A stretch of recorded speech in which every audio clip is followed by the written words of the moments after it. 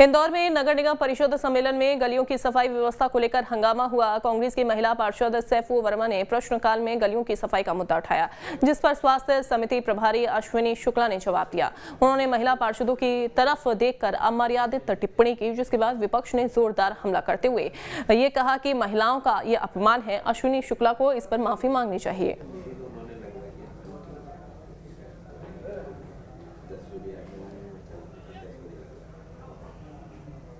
जबलपुर में smart city का कार्य महज अब कागजों तक ही सीमित रह गया है। शहर में स्मार्ट सिटी के कई प्रोजेक्ट पूरे हो चुके हैं, लेकिन जनता को उसका लाभ अभी तक नहीं मिल रहा है। नगर निगम महापौर ने बताया कि स्मार्ट सिटी के काम करने का तरीका बेहद लापरवाही भरा है।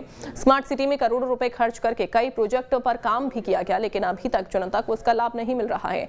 स्मार्ट सिटी ने अब तक दर्जनों प्रोजेक्ट नगर निगम के हवाले किए ही नहीं, जबकि नियम यह है कि स्मार्ट सिटी केवल प्रोजेक्ट बनाएगा और उसके संचालन के लिए नगर निगम को सौंपा जाएगा। लेकिन अब तक कई प्रोजेक्ट नगर निगम के पास नहीं आए, जिसकी वजह से वो अब खंडहर में तब्दील हो रहे हैं।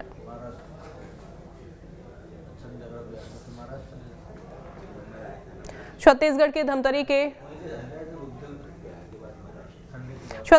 धमतरी के रविशंकर जलाशय गंगरेल बांध से इस बार रबी सीजन में पानी नहीं देने का बड़ा फैसला जल उपयोगिता समिति की बैठक में लिया गया है, जिसके बाद से अब किसानों की प्रतिक्रियाएं भी आनी शुरू हो गई हैं। आइए देखते हैं कि किसान आखिरकार चाहते क्या हैं।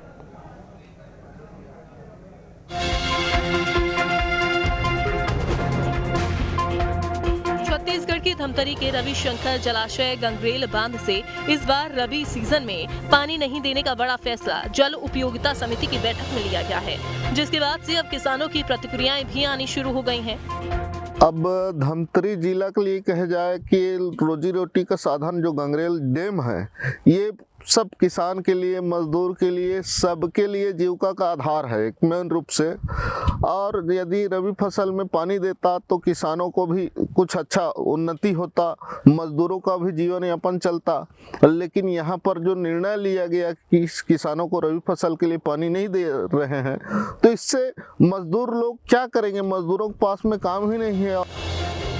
इन दिनों गंगरेल बांध में केंद्रीय जल आयोग के निर्देश के बाद गैलरी में सीपेज नियंत्रण कार्य समेत कई कार्य कराए जाते हैं।